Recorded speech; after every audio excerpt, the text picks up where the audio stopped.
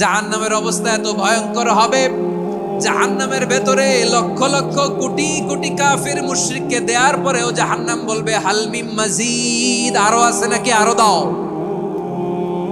কোটি কোটি কাফেরের দল, মুশরিকের দল, সীমা লঙ্ঘনকারী দল, তাদেরকে যখন জাহান্নামে ফেলা হবে, বড় বড় পাথর খণ্ড জাহান্নামে ফেলা হবে, তারপরও জাহান্নাম বলবে হাল মিম মাজিদ, আরো আছে নাকি, দাও, আরো দাও, আরো দাও।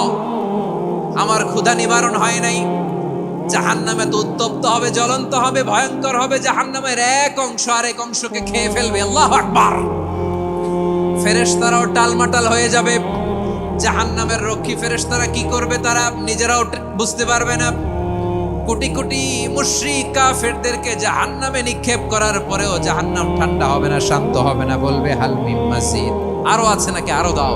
তখন আল্লাহ তাআলার কুদরতি পা জাহান্নামের ভিতরে ঢুকিয়ে দিবেন। সুবহানাল্লাহ পড়তে পারলেন না মজা করে? কোনো কিছুতেই যখন জাহান্নামকে শান্ত করা যায় না, আল্লাহ তাআলা তার কুদরতি পা জাহান্নামে ঢুকিয়ে দিবেন। দেওয়ার সাথে সাথে জাহান্নাম থেকে আওয়াজ আসবে, কাত কাত বিইজ্জাতিকা ওয়া বিকদরিক, আল্লাহ বিইজ্জাতিকা ওয়া বিকারামিক, আল্লাহ আপনার ইজ্জতের কসম, যথেষ্ট হয়েছে, এনাফ এনাফ, আর লাগবে না। সুবহানাল্লাহ বলেন। ওই ভয়ঙ্কর জাহান্নামে আমরা যেতে চাই কেউ? আমরা সব সময় ওই জাহান্নাম থেকে আল্লাহর কাছে পানাহা চাই। আওয়াজ করে বলেন ঠিক কিনা? বিশ্বনবী সব সময় আল্লাহর কাছে আল্লাহর জান্নাত চাইতেন, আল্লাহর জাহান্নাম থেকে পানাহা চাইতেন। তিনি বলতেন আল্লাহুম্মা ইন্না নাসআলুকাল জান্নাতা ওয়া নাউযু বিকা মিনান নার। আল্লাহ তোমার কাছে জান্নাত চাই, তোমার জাহান্নাম থেকে পানাহা চাই। আবার আমরা যখন দোয়া পড়ি, আমরা পড়ি রব্বানা আতিনা ফিদ দুনিয়া হাসানাতাও ওয়া ফিল আখিরাতি হাসানাতাও ওয়া কিনা আযাবান নার। আল্লাহ দুনিয়ার কল্যাণ দাও, আখিরাতের কল্যাণ দাও, জাহান্নামের আগুন থেকে বাঁচিয়ে দাও, পড়ে আমিন। ওয়া কিনা আযাবান নার মানে কি? আল্লাহ তুমি আমাদেরকে বাঁচাও আগুনের শাস্তি থেকে। এটা বিশ্বনবীর সবচেয়ে প্রিয় দোয়া ছিল। নবী যখন তাওয়াফ করতেন, প্রতিটা তাওয়াফে তিনি এই দোয়াটা পড়তেন। রুকনে ইয়ামানি থেকে হাজরে আসওয়াদে যখন তিনি যেতেন, এই দোয়াটা পড়তেন, রব্বানা আতিনা ফিদ দুনিয়া হাসানা ওয়া ফিল আখিরাতি হাসানা ওয়া কিনা আযাবান নার। আল্লাহ দুনিয়ার কল্যাণ দাও, আখিরাতের কল্যাণ দাও। আল্লাহ জাহান্নামের আগুনের শাস্তি থেকে তুমি আমাদেরকে বাঁচাও। আওয়াজ করে সবাই পড়ুন আমিন। সূরাতুল আহজাবের 45 এবং 46 নম্বর আয়াত আমি তেলাওয়াত করেছি, যেখানে আল্লাহ তাআলা বিশ্বনবীর 5টি বৈশিষ্ট্যের কথা বলেছেন। কয়টি? সবাই বলুন আওয়াজ করে, কয়টি? 5টি বৈশিষ্ট্যের কথা আল্লাহ তাআলা এই আয়াত দুটিতে উল্লেখ করেছেন।